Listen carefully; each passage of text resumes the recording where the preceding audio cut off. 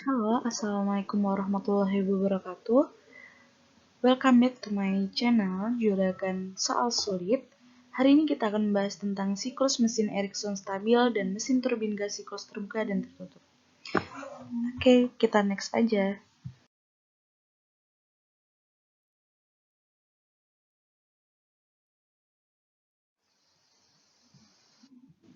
Hai, buat kalian yang nonton video ini, jangan lupa like dan subscribe. Ikuti terus next video pembelajaran yang lain dengan cara nyalain loncengnya dan komen ya. Jangan lupa add ID aku atau follow IG aku, dan jangan lupa subscribe Juragan Soal Sulit. Oke, materi pertama yang kita akan bahas ialah a steady flow Erikson engine. Pertama-tama, kita perlu tahu dulu a steady flow Erikson engine itu seperti apa. A steady flow Erikson engine yang dimaksud ialah sistem aliran tetap yang beroperasi pada siklus Erikson. Kita bisa lihat pada gambar 9.28. Di situ terjadi proses ekspansi dan kompresi isotermal dieksekusi dalam kompresor dan turbin masing-masing, dan aliran balik penukar panas berfungsi sebagai regenerator.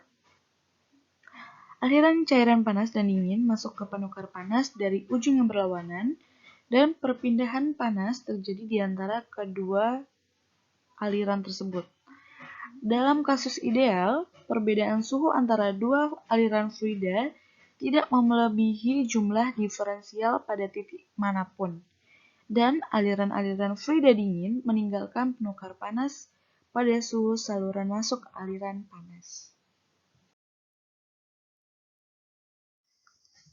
Lalu ada problem pada siklus mesin Erikson, yaitu pada siklus Stirling dan Erikson sulit dicapai dalam praktik karena mereka melibatkan perpindahan panas melalui perbedaan suhu diferensial di semua komponen termasuk regenerator. Dan itu akan membutuhkan penyediaan area permukaan yang sangat besar untuk perpindahan panas atau memungkinkan waktu yang sangat lama untuk prosesnya. Tidak ada yang praktis. Pada kenyataannya, semua proses perpindahan panas berlangsung melalui perbedaan suhu, hingga yang tidak dimiliki regenerator, efisiensi 100% dan kehilangan tekanan di regenerator adalah besar. Karena keterbatasan ini, baik siklus Stirling maupun Erikson telah lama hanya kepentingan teoritis. Di antara problem siklus mesin Erikson terdapat keuntungan yang memunculkan minat baru di mesin yang beroperasi pada siklus ini, karena potensi mereka untuk yang lebih tinggi efisiensi dan kontrol emisi yang lebih baik, di antaranya The Ford Motor Company, General Motors Corporation, dan Laboratorium Penelitian Philips di Belanda, telah berhasil mengembangkan mesin Stirling yang cocok untuk truk, bus, dan mobil. Dibutuhkan lebih banyak penelitian dan pengembangan sebelumnya mesin ini dapat bersaing dengan mesin bensin atau diesel. Baik mesin Stirling maupun Erikson ialah pembakaran eksternal mesin, yang artinya bahan bakar di mesin ini dibakar di luar silinder seperti menentang mesin bensin atau diesel di mana bahan bakar di dalam silinder. Pembakaran eksternal menawarkan beberapa keuntungan. Yang pertama, berbagai bahan bakar bisa digunakan sebagai sumber energi panas. Kedua, ada lebih banyak waktu untuk pembakaran, dan dengan demikian proses pembakaran lebih lengkap, yang artinya lebih sedikit polusi udara dan lebih banyak ekstraksi energi dari bahan bakar.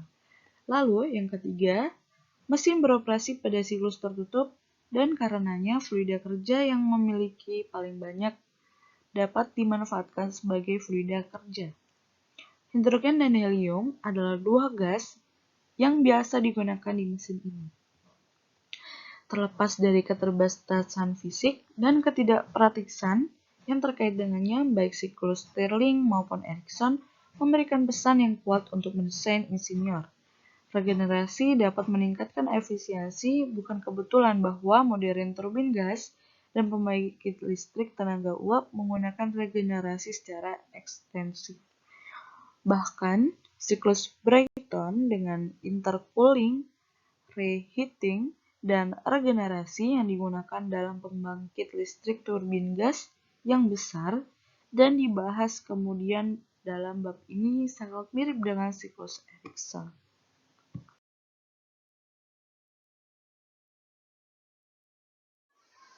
Next, untuk pembahasan kedua yaitu tentang an open cycle gas turbine engine.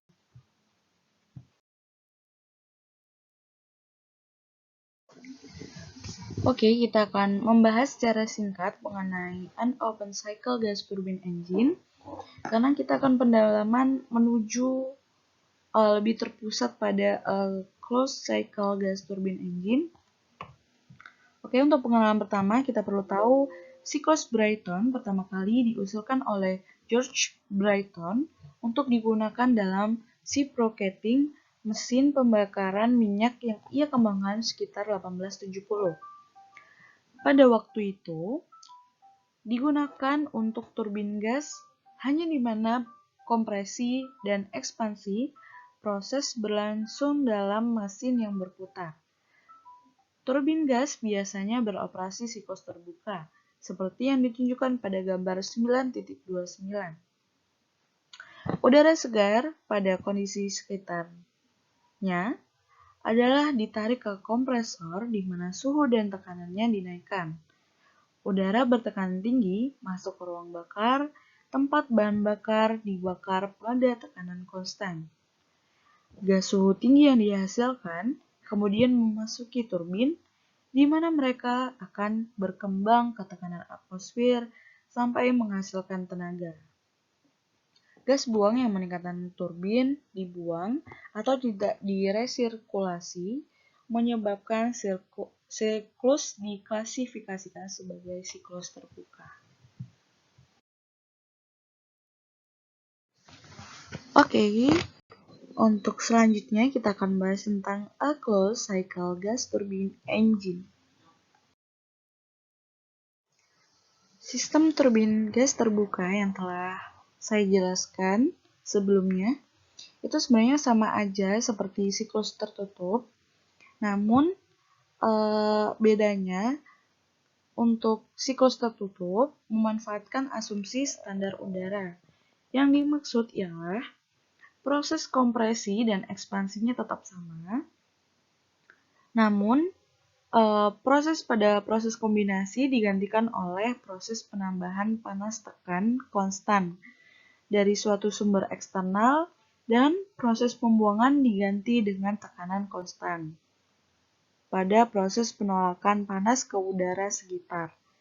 Nah, pada siklus ideal yang berfungsi sebagai cairan yang mengalami dalam loop tertutup ini ialah yang dimaksud dengan siklus Brayton itu tadi.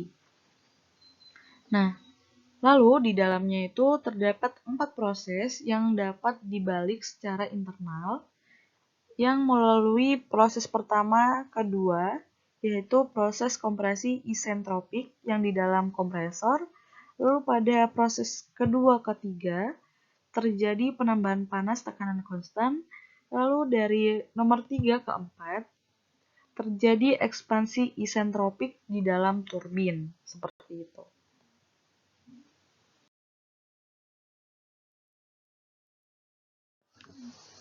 Baik, usai sudah pembahasan dari siklus mesin Erikson stabil dan mesin turbin gas siklus terbuka dan tertutup.